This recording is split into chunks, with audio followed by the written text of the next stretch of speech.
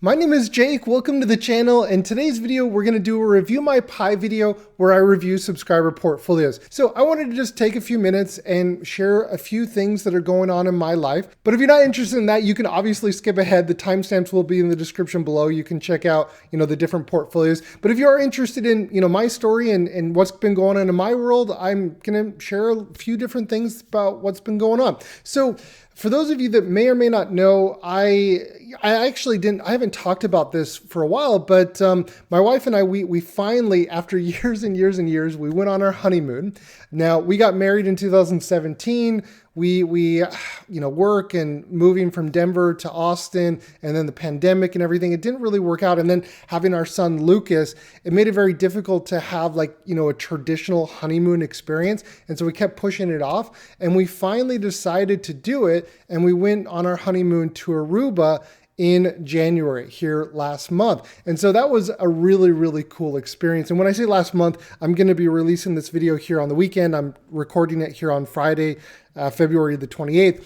But we went on our honeymoon and it was a really cool experience, really, really relaxing. We had Lucas stay with my parents up in Utah, and it was just overall a really, really cool experience. And then after our honeymoon, we went back to Utah where we spent half of the year, and we drove down to Austin, Texas, where I'm at now. If you're maybe new to the channel, we have our house still in Austin. We rent a place up in Utah where I grew up. Shortly after getting back to Austin, we flew to Panama for about 10 days. And so we spent the last about 10 days or so in Panama. It was a really cool experience. I went last year with my dad. This time we brought the whole family. We even brought Lucas. He got to play on the beach. It was a really cool experience. I think we're probably going to be doing this, if not every year, every other year, where we fly over to Panama or Costa Rica or something where, it's just a little bit warmer weather in January, February, and it's reasonably affordable that we can do that. And yeah, it was a really cool experience. So now we're in Texas. It's, we're coming in here into March, and some other things that are be coming our way. So a really big thing that I've not really talked a lot about is, if you know my story, in 2023, I was laid off from my job in 2023. I was originally planning on working for another 1.5 to 2 years before reaching FIRE. And not doing barista fire. I probably still would have done YouTube if I didn't get laid off, but I don't know. The original plan was that I was going to work for 2 more years. It didn't work out that way. And so I started doing YouTube, continued doing YouTube. The dividend portfolio was doing its thing, and my wife was still working. So these last 2 years, my wife has still been working. But I'm so excited to share that my wife is going to be quitting her job. She's putting in her notice to quit this next week, and she's going to be quitting the middle of April. And so I'm so excited for her. I'm excited for us, and for her to join us in this early retirement phase of life, because yeah, she has been working these last 2 years. It's really helped with the health insurance here in the US. Health costs, health expenses are really high here, and just a little bit of stability and all that stuff. But she's going to be joining me, and I'm really, really excited about that. Another thing we got coming our way. So she's going to quit the middle of April. And then, a day or two after she quits, we're going to be driving out to Florida, from Austin to Florida. We're going to get in a rental car, and then we're going to go jump on a cruise in Florida and take a 2-week cruise over to Europe.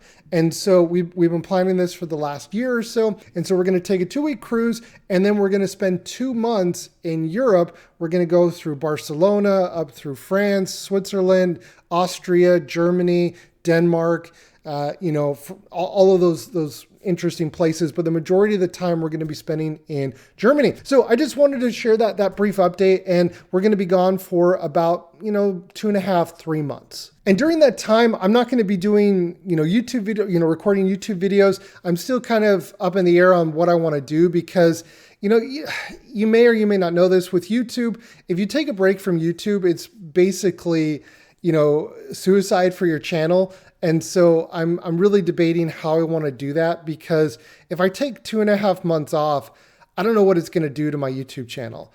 And I haven't missed a single week in creating videos in almost 6 years. And I'm a little bit hesitant to go 2.5, 3 months without uploading a YouTube video. But I mean, I've been recording videos for 6 years nonstop.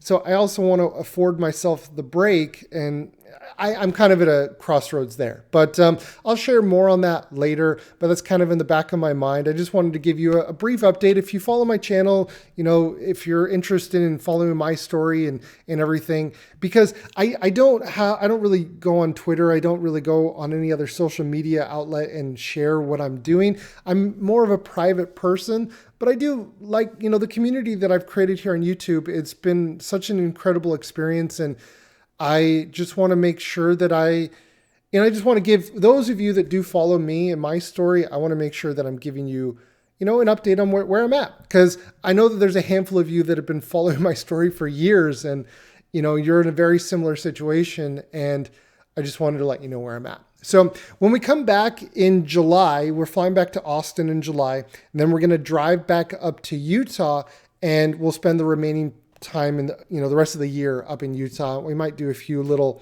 weekend getaway trips, but nothing crazy after that. We're going to be pretty tired, I'm assuming, from 2.5 months of traveling around. But yeah, everybody, that's a brief update on my personal life, where I'm at, what's been going on, because like I said, I don't post it anywhere else. I don't post it on any other social media site. So that's a little bit about me. But yeah, let's take a look at the portfolios here. In today's Review My Pie, we're going to take a look at one question. I believe the person is from the US. I don't know exactly their age. They didn't mention their age in the question. And we're going to take a look at 3 portfolios. The first is going to be from a 30-year-old here in the US. The second, I'm not sure how old this person is. And the third portfolio will be is a 36-year-old from France. And as always, everybody, the timestamps will be in the description below, as well as the portfolio links will be in the description below. And please don't take what I'm saying as financial advice. It's just merely for your entertainment. And yeah, let's take a look at the portfolios. All right, the question here is from Micah. He writes, "Hey Jake, huge fan of the channel and the wisdom you bring. I've been following you for a while now and wanted to shoot an idea past you. I have some money on the side that I can play around with, and I'm interested in the covered call arena. Unfortunately, I don't have a ton of time to devote to this, but I would still love the extra income. This has led me to look into ETFs that I can park this fun money into. Something that is important to me is protecting my original investment, which has led me to find ETFs that have no NAV, net asset value, erosion, and no return of capital types of distributions. I know that there is always risks with being in the market. For this part of my pie, my portfolio, what are your thoughts on this? I have come across a few of the NEOS ETFs, QQQI, SPYI, IWMI, but I still think they are very new, and I'd love your thoughts and wisdoms. Thanks again, Micah." So Micah, thank you so much for reaching out. I've actually shared an entire video on SPYI, and you may have seen that video, if you're watching this video, maybe, I'm not the biggest fan of the NEOS ETFs. I just don't, to be very candid, they could be great, they could be crap. I just, I don't trust them. If I were to just throw it all out there, I just don't trust them. And I much prefer the covered call ETFs from JP Morgan. Now, there's a few others out there. There's a ton, dozens that have popped up, these last couple of years since the pandemic. There was a few laws that changed that allowed ETFs, issuers of ETFs to offer this type of strategy. This was actually not allowed before some law changed. I can't remember exactly, so don't quote me on that. But there's a reason why these are popping up so rapidly. And I think 9 out of 10 of these covered call ETFs are crap, and I wouldn't touch them with a 10-foot pole, mostly because of the return of capital shenanigans, the NAV erosion. The NAV erosion is probably the worst thing, and you add on top the expense ratio. The fund managers of these ETFs are getting paid regardless of how the fund performs. These are fees that you're paying regardless if the fund 10x's in one direction or in the other direction. If, can you 10x to the downside? I guess, the floor is the limit, I guess. But In my opinion, I think these ETFs are very overhyped in many cases. And I think a lot of new investors get enticed by these. I mean, who wouldn't get enticed by this, right? You see an ETF that has a 30, 40% dividend distribution or distribution yield, and you're like, why would I, it doesn't matter if it has a 1% expense ratio, I'm getting a 40% dividend. In all fairness, that's how I used to think before I knew anything, before I knew what the reality of fees meant and, total returns and how your returns, are calculated in capital appreciation and the distribution. So to summarize, I guess what I'm saying here is look at this very skeptically. Don't be quick to get too excited. Don't look at this and think that these are the next best things since sliced bread. I do think that they can be very valid. I like that you mentioned here that this is your fun money. You're willing to lose this money. But I mean, if you're looking to have fun, why are you having fun with cover call ETFs? Go, I don't know, this is just my opinion. Go and shoot for stocks that can 10x and go to the moon. You don't have fun money in a boring cover call ETF that potentially, could have I just don't see the appeal. I do see the appeal because I can see how enticing the dividend yield can be and how deceitful that can be. But I guess what I would say, if you're really interested in cover call ETFs, make sure you're looking at the expense ratio. My rule of thumb is if you want to avoid the trash, in my opinion, is filter for, cover call ETFs that have less than 0.5% and start there. The cover call ETFs from JP Morgan, it's in my portfolio. I bought some more of it this last week as the NASDAQ was crashing, as NVIDIA was crashing. I bought more and I get excited about it. I tell my dad to buy it, right? I am a huge fan of the JP Morgan ones, the Goldman Sachs one that's come out that is similar. You're going to want to look at the two things that you want to look out for. The very first thing, this is why this is so complicated. There's more than two. A couple of things you want to look out for. The very first thing is screen by the expense ratio. That's the first thing.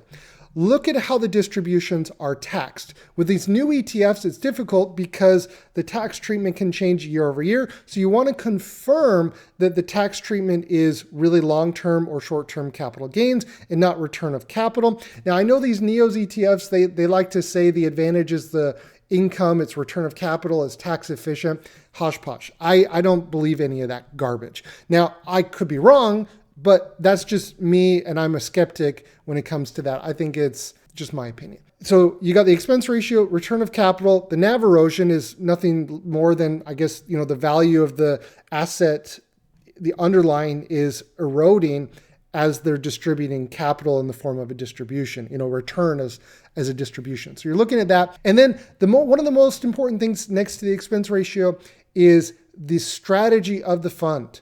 Are they selling at the money or out of the money? I always recommend out of the money. If you're focused on out of the money, you have what is called upside potential. The market will do what the market does, but you have potential to participate in the upside as the underlying asset appreciates over time. That's why cover call ETFs like QYLD are in such a rough place, because they sell them at the money and they have really bad tax treatment. Was it return of capital, not return of capital? They really misled investors. And don't quote me, but I believe that the fund managers at QYLD, I think they have a history at NEOS. The NEOS fund managers have a history with Global X and QYLD. So use that. I'm not speculating anything. I just recall seeing that somewhere. Do your own research. But once again, I don't trust them. And so those are the things that you want to take a look at when you're looking at these cover call ETFs. They're very enticing, especially like I see on YouTube, these round hill ETFs, these 0 DTE, cover call ETFs that pay weekly. I just guys, Wall Street will take your money. If you want to give Wall Street your money, they will take it. There's a reason, why all these new cover call ETFs are popping up. JP Morgan, JEPI, and JEPQ have done incredibly well. And all of these other funds are popping up because they want a slice of the pie. They want a piece of that. They say, okay, we'll take your money. If you give them their money. What's that famous scene with Michael Burry in the Big Short? It's Wall Street, Mr. Burry. If you give us free money, we'll take it. I slaughtered that, but that's essentially what it is. Just because it's there doesn't mean that it's a good investment. So do your own research. Remember the things that I talked about, the expense ratio, the at the money versus out of the money. And if you don't understand out of the money and at the money, do not invest into covered call ETFs, because you need to go and do some research and some homework before you start investing in some of these ETFs. Okay. So I hope that helps. It's a little bit, kind of a little bit all over the place, touching on different things, but that's my opinion on them. Me personally, I'm a huge fan of JEPQ, the JP Morgan ones. The distributions are very straightforward. You have upside potential because they are focused on out of the money. They utilize an ELN strategy, which is a little bit different. It's proprietary or they have a competitive advantage because they have the scale and the brand of JP Morgan behind them, so that they can get a little bit better pricing when it comes to their option strategy. But yeah, I hope that helps. Thank you so much for sending over the question, Micah. All right, let's take a look at the first portfolio who writes, "Hi Jake, my name is Kellen. I've been watching your show for the past year and have really enjoyed the content as dividend investing has become a larger focus in my life. I was wondering if you would review my portfolio. I'm 30 years old and don't have a target retirement date as I plan to be flexible. Currently, I have about $50K in my M1 portfolio and able to save around $2,000 to $3,000 per month. I should note that this is not my only account. I also do a 10% contribution to a 403b, max on my Roth IRA, and my wife contributes about 6% to a fund for educators, which has a 6% match. That is awesome. I'm certain you will comment on my JEPI and BST investments. I should note that I'm gradually switching out of these funds. I love the dividend payments for the sake of motivation, but I understand they're not the most effective investments at my age. BST is another cover call ETF as well. I've recently been high grading my investments to give me a defensive and hopefully market-beating performance over a long period of time." Okay, so Kellen, thank you so much for sending over your portfolio. I think, this right here, you don't know what your investment goals are. You don't have a target retirement date. Now, that is okay. The sooner that you can figure that out, or at least have a direction, it will make your life so much easier. I love analogies, right? If you're getting into a car and you don't have the GPS on, you're going to go somewhere, you're going to end up somewhere, but it may not be where you actually want to end up. Okay. And so you need a map, you need a GPS, you need a destination of where you're going so that you can pick the right vehicle. Are you going to the beach? Well, then you're going to need your swimwear. Are you going hiking? Are you going up in the mountains? Well, you may need different gear for that trip. And it's no different when you're investing. When you're going through this thing called life and you're journeying through, I love this about J.L. Collins in his Pathfinders book, the journey, right? When you're going through this journey, you have to kind of have an idea of where you're headed.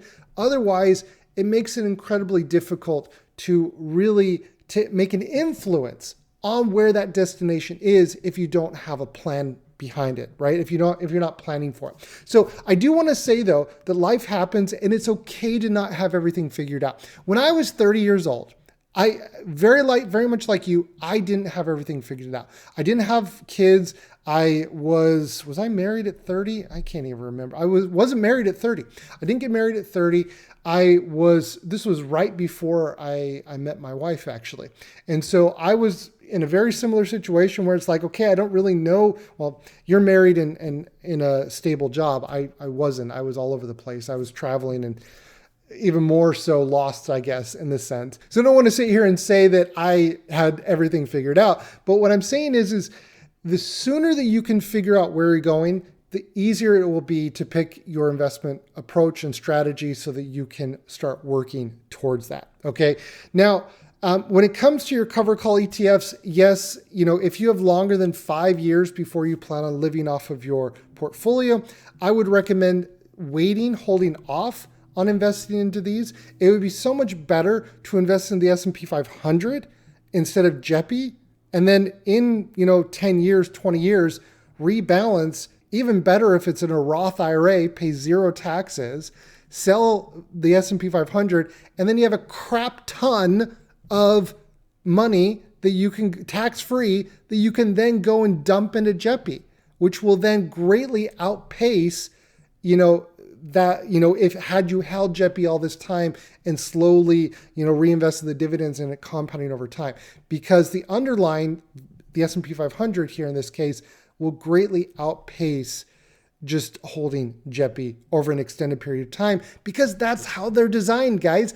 They're designed to, kick off income and at the expense of lower appreciation. Okay, so it's just important that you really understand what you're getting when you're investing in these covered call ETFs. All right, let's take a look at your portfolio. So you got 8 slices, you got most in income, and then you got a few in technology, just small percentages in the other slices here. So what do you got in your income slice here? So you got SEHD, great.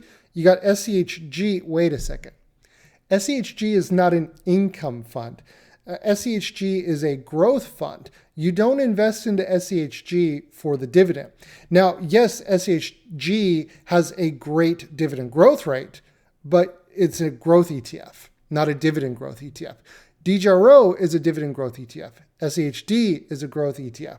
So this is not an income fund. This is a growth fund. And the same with VGT. With VGT, this is a growth fund. So about 40% of your quote unquote income slice is actually growth. And so you probably want to recategorize, put these in a different slice and label them growth to help you categorize, how to view this, right? So, you understand what percentage of your portfolio is in actual income and what is in growth. And then you got these covered call ETFs in here. So yeah, very quickly, just so that you can understand this, SHD and DGRO, this is great. This is your core. You dollar cost average into these and you never sell these. On the flip side, with your growth ETFs, the intention is that you're going to have more volatility, but you're going to have, you would assume, more growth over an extended period of time. And with that extended period of time, you're then going to be able to take advantage of the growth and the compounding. And then in 20 or 30 years, you take all that growth and then you rebalance it into the JEPIs, into the SEHDs of the world. Okay. And so it's very, very important that you understand that so that you're looking at this in the right way. Okay. Now, another one here, you got technology, you got Microsoft, Apple, and you got ADP. Okay. I think this is fine. None of these represent more than 5%. You got, what do you got here? You got Costco in your retail slice, Estee Lauder, Pepsi, TJX, and Home Depot. I just saw that Home Depot raised its dividend like 2%, a measly 2%. I was pretty disappointed by it is what it is, but I don't know if disappointed is the right word. Disappointed is not the right word. I don't really care. I don't own it. I was surprised that, I do own it through SEHD and DGRO, I believe, has it as well. So I do own it, but I was surprised that it had only 2%, which will actually impact the SEHD and DGRO in terms of the income that you're going to be getting. And I'm trying to remember, I don't think it's in SEHD. I'm almost positive that it's in DGRO though. Okay, so let's take a look at industrials. You got Union Pacific, Canadian Pacific, and Waste Management. I think these are great, stable businesses. You got only 5% in there. Yeah, I like all three of these companies. These are your Warren Buffett type of companies, right? Cash flow companies. Really, really like them. Financials, you got SPGI, BlackRock, and MasterCard. Okay. Growth financials. So you don't have any like traditional banks, which is fine. You got real estate. You got Vici, AMT, Prologis, Extra Space Storage, NSA. Okay. What percentage do you have there? 4%. Yeah. So I think with the real estate here, I think at 4% is absolutely fine. I would only invest into these individual companies if you follow up on them, if you really think that they're, you really like them. right? Otherwise, having such a small percentage, is it really going to move the needle? So I just really ask yourself the question, is it worth your time to have such a small percentage into some of these, right? So you got Starbucks at 4%, okay? And you got Brookfield Asset Management, okay. Okay, so overall, I like your portfolio. I think you could do a little bit of optimizing.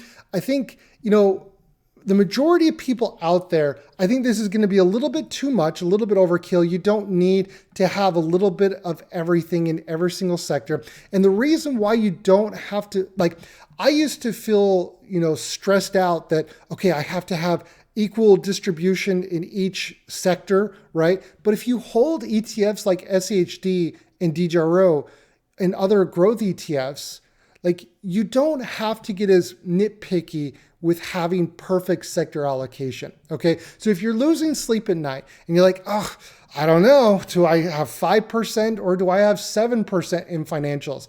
I don't know, do I have 4% or 6%? All of that, throw that out the window. It's unnecessary, unneeded stress in your life, in my opinion.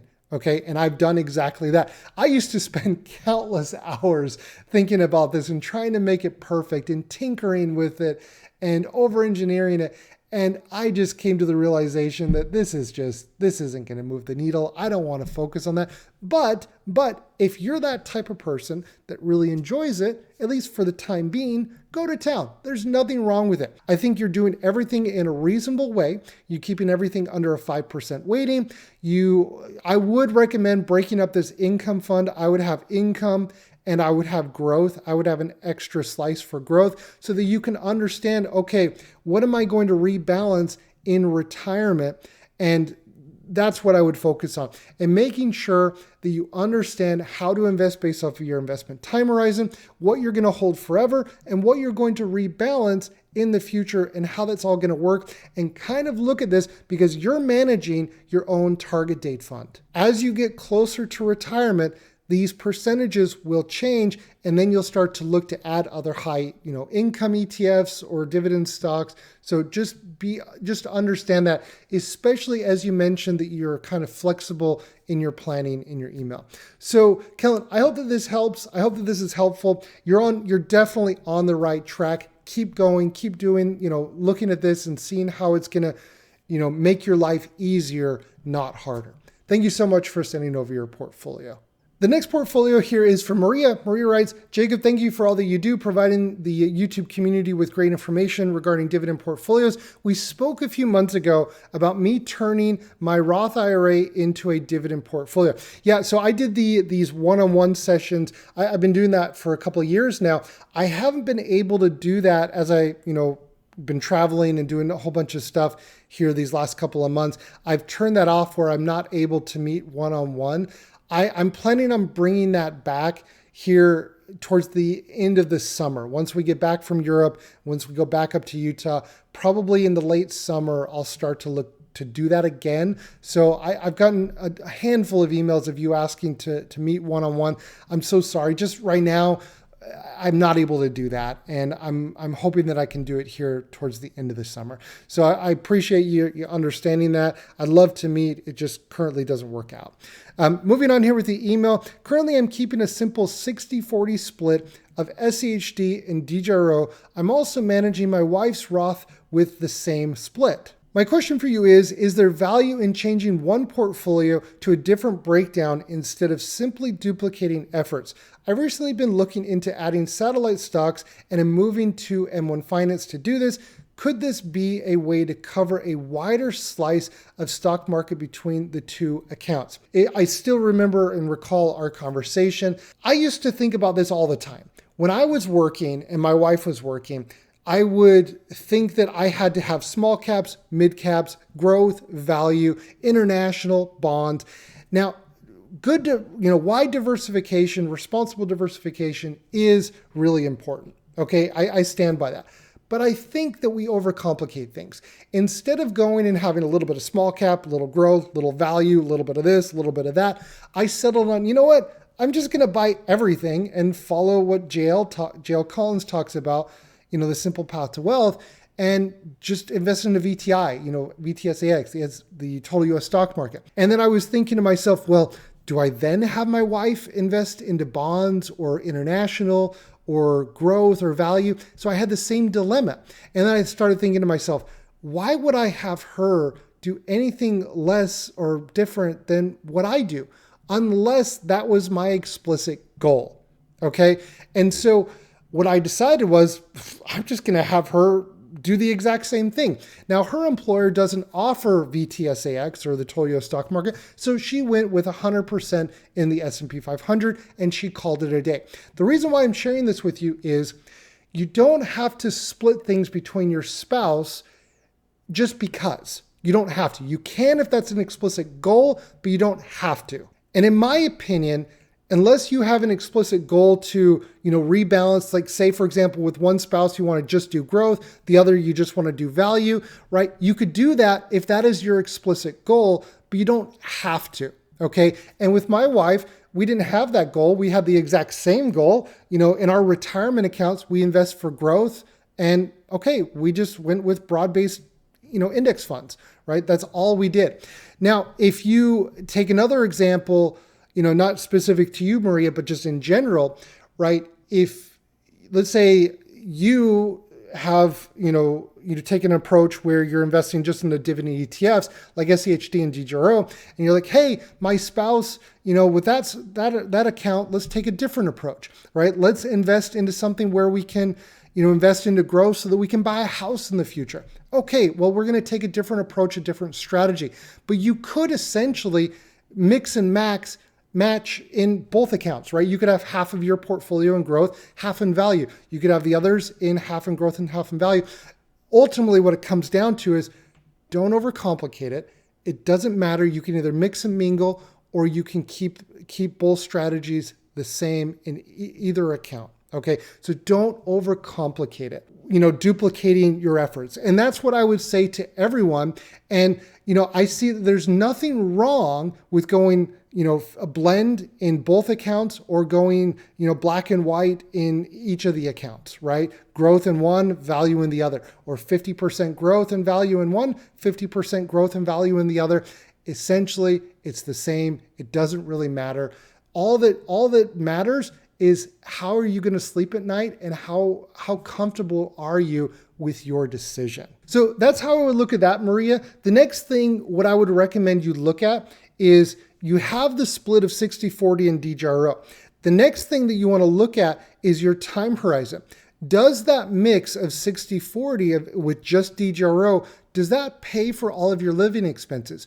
Or do you need to treat it like a target date fund where, shortly before you retire, if you're not getting enough income, you may need to adjust the allocation where, you go maybe 40% into SCHD, 30% into DGRO, and then you do 30% into a covered call ETF or a basket of different satellite positions, right? And you treat it like your own personal target date fund. But yeah, I hope that helps with the simplifying of duplicating efforts. And yeah, I hope you're doing well. Thank you so much for sending over your portfolio and the portfolio/question, I guess. All right, let's take a look at the third portfolio. This is from Marianne. She writes, "Hi Jake, first thing I wanted to say thank you very much for your channel. I've been watching and rewatching some of your videos to start hopefully soon my dividend investing journey. You're really helping make investment accessible to anyone. I truly appreciate that. I'm 36 years old, French, living in New Zealand. I'm going to have $15,000 to invest as a principal investment, and I've been keen to get your guidance on which ETFs I should start investing into with my money. I was thinking SHD and GGRO as a starting point, and then start developing from there. My investment horizon is 20 years with the goal to have 20,000 New Zealand dollar income a year in 10 to 15 years as a first milestone.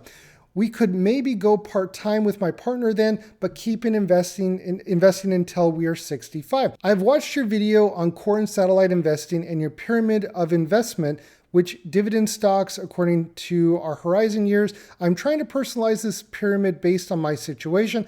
I just don't understand quite yet how to determine the potential growth yield. Most of the stocks are actually their current yields, and I wonder how you can determine the stocks might grow further in the future. Thanks in advance for any advice you can share with me, and who knows, maybe when I'm really deep in and start my portfolio, I will ask you to analyze my portfolio through your pie videos.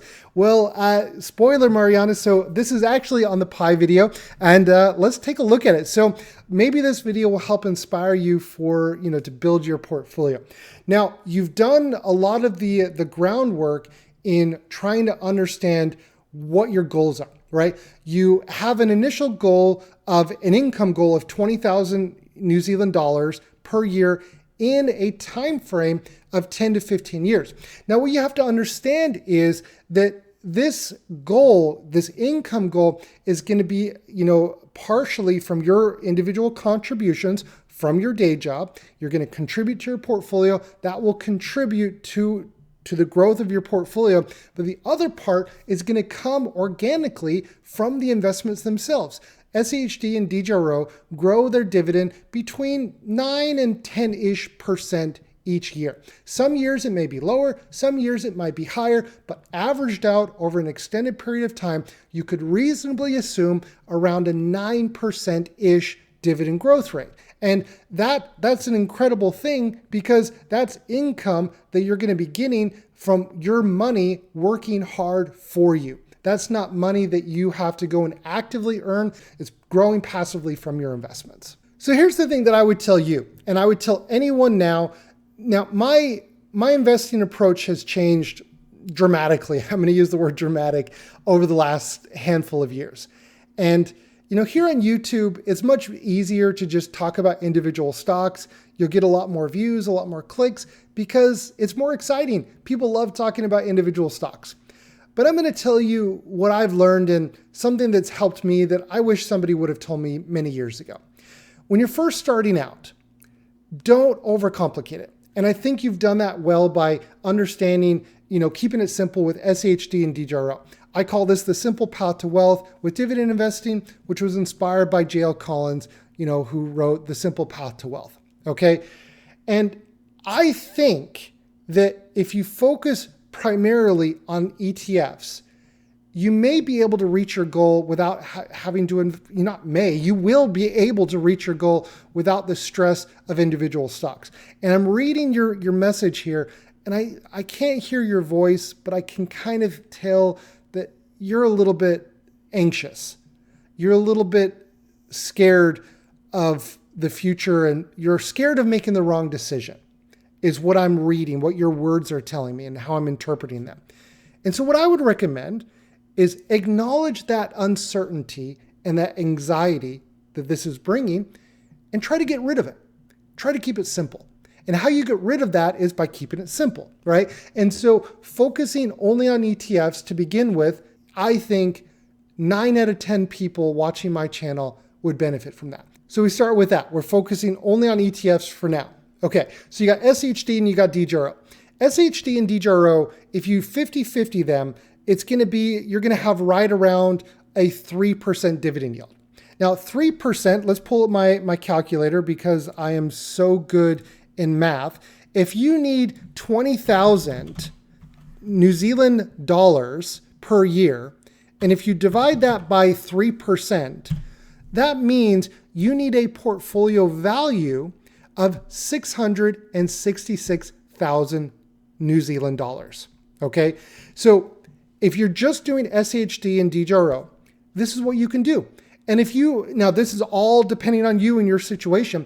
Are you able in the next 20 years able to build a portfolio that is going to be growing and compounding on its own with your contributions? Are you going to be able to amass a portfolio of $666,000? And if your answer to that question is yes, then you're good. You don't have to stress. Go on autopilot and focus on SHD and DGRO. But if your answer is no, and you're unable to amass a portfolio to that amount in your time frame, in 20 years, well, then you need to change some things. Then what you could do is you could say, all right, well, maybe over the next 10 years, you focus on SEHD and DGRO, but then as you get closer to retirement, this is kind of where the target date fund comes in. This is what I talked about in that pyramid, the dividend growth pyramid video, talked about this target date approach.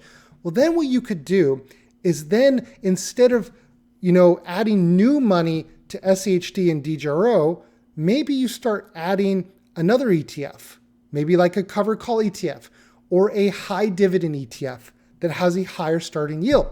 Now, let me give you an example of how you could potentially look at this. Say, for example, the first 10 years, you only bought SEHD and DGRO. You're happy, life is good, you're doing great. And then you start thinking, well, you know what? I need more income because I don't have enough invested in my time horizon. It doesn't work out.